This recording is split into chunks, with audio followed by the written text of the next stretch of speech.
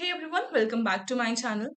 In today's Excel tutorial, I'll show you a simple trick to create an interactive monthly report by using filter function. It's easy, quick, and will save you a lot of time. So let's drive it.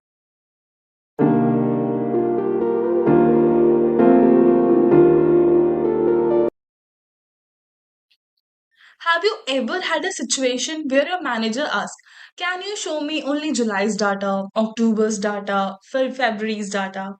Then you apply filters, then clear filters, then apply again, and keep repeating them. The same process.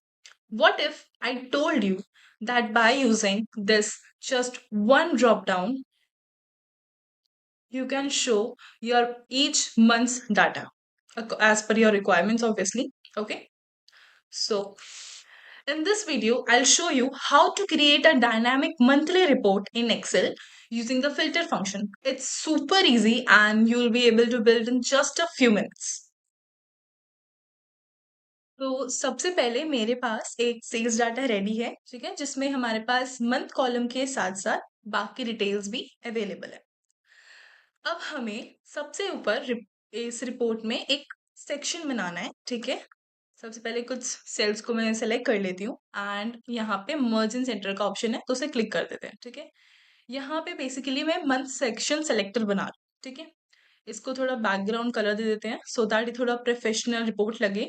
फिर अब now हमें यहाँ पे बनाना है अपना data validation, ठीक है, सिर्फ मंथ्स का। यहाँ पे मैं ऑलरेडी एक लिस्ट बना चुकी हूँ ऑफ आर मंथली लिस्ट की जनवरी फरवरी मार्च अप्रैल से लेके अक्टूबर तक, ठीक, 10 मंथ्स की बेसिकली। तो यहाँ पे जाएंगे अब डाटा टैब पे। Now we click on data validation. उसके बाद now click on data validation. यहाँ पे एनी वैल्यू का ऑप्शन है, उसके साइड में जो ड्रॉप डाउन है, क्लिक ऑन दैट।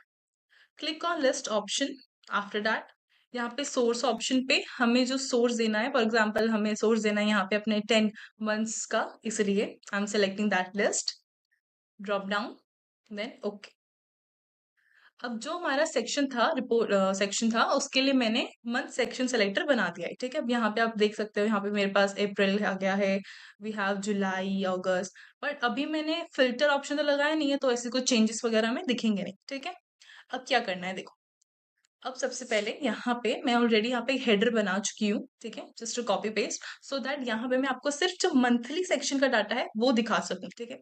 तो उसके लिए मैंने शुरुआत में बताया था कि हम फिल्टर ऑप्शन का यूज करेंगे। सबसे पहले आप लिखोगे इक्वल्स टू फिल्टर ऑप्शन, ठीक है, एरे।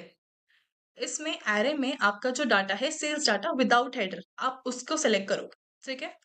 तो इसमें आते हैं एंड सेलेक्ट कर, फिर देन कॉमा।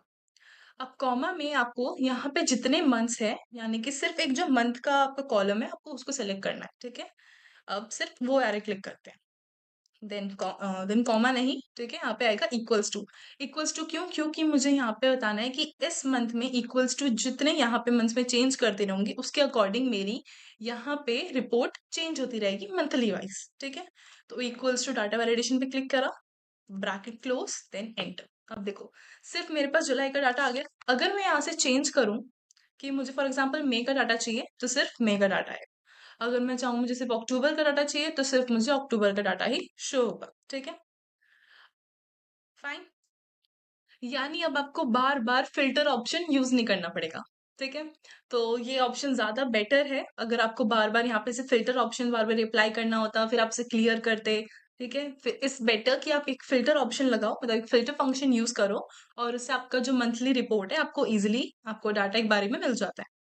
आप फिल्टर फंक्शन से इजीली आप एक बारी में अपनी मंथली रिपोर्ट्स निकाल सकते हैं। अगर आपको ये एक्सेल वीडियो यूजफुल लगी हो तो लाइक जरूर करना, कमेंट करना मत भूलना। मैं ऐसे ही यूजफुल वीडियोस लेके आते रहूंगी जिसमें हम बात करेंगे एक्सेल की, पावर बीआई की, एआई की, इन सब चीजों के बारे में बात करेंगे, ठीक है। सो मिलते हैं नेक्स्ट वीडियो में। Thanks for watching.